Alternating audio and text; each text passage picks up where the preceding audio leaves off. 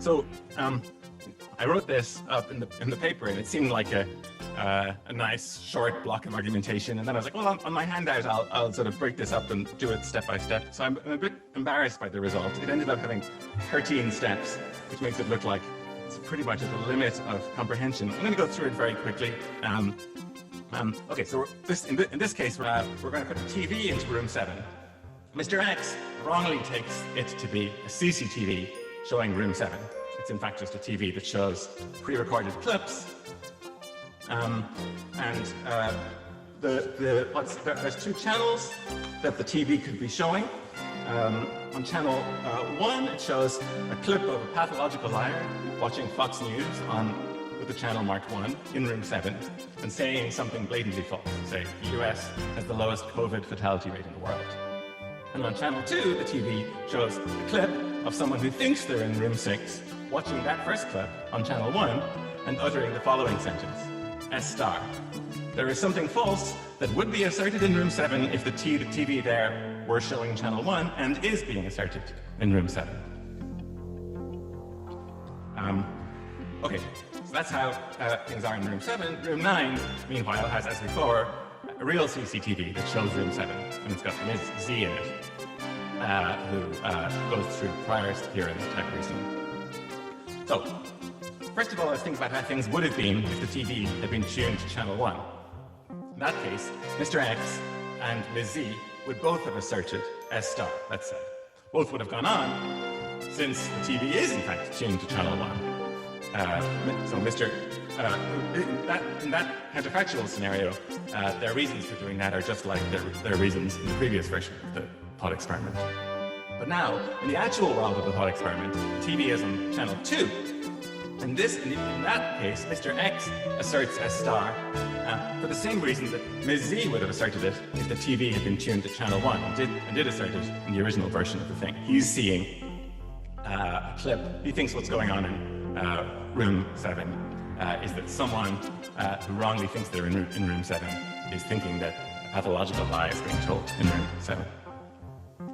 So let P be the proposition that there is something false that is asserted in room 7 and would be asserted in room 7 if the TV had been on channel 1. And we can argue now as follows. First of all, Mr. X asserts P and would have asserted P if the TV had been on channel 1.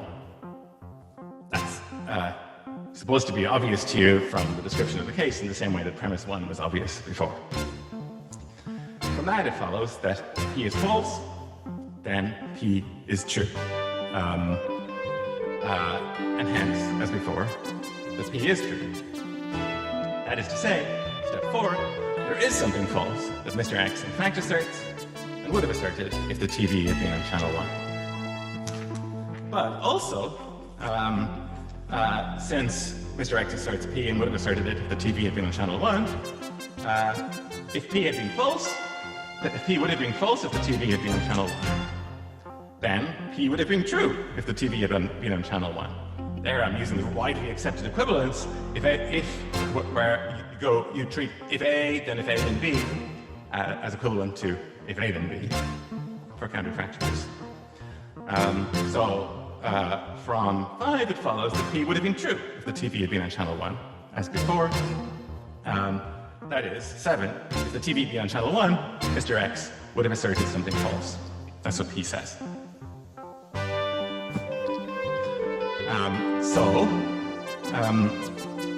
From 1 and 2 and 6, we get that there's a truth, namely P, that would have been true and asserted by Mr. X if the TV had been on channel 1. And now is where we're appealing to our sort of belief-driven picture of what drives, what makes the differences in what people who utter S and similar sentences thereby assert. Everything that Mr. X in fact asserts would have been asserted by Ms. Z if the TV had been on channel 1.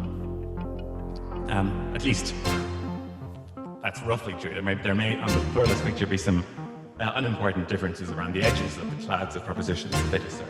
But Mr. X's reasons are the same kinds of reasons that Ms. Z would have had if the TV had been on channel 1.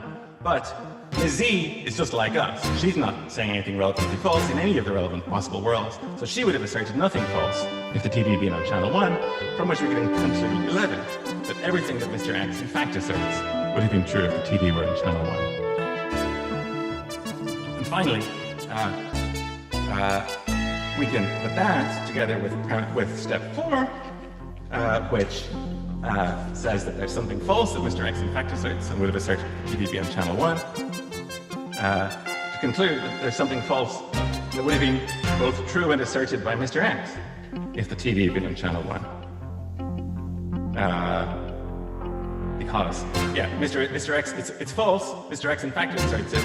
He would still have asserted it if the TV on channel 1, but we know from 11 that everything like that, everything that he in fact asserts, would have been true if the TV on channel 1. So, putting all that together, we get that if the TV had been on channel 1, he'd have asserted 3 different things. Something that's in fact false but would have been true in that case. Something that would have been false in that case. And finally, something that is true and would have been true in that case, namely P. All right, end of embarrassingly complicated argument.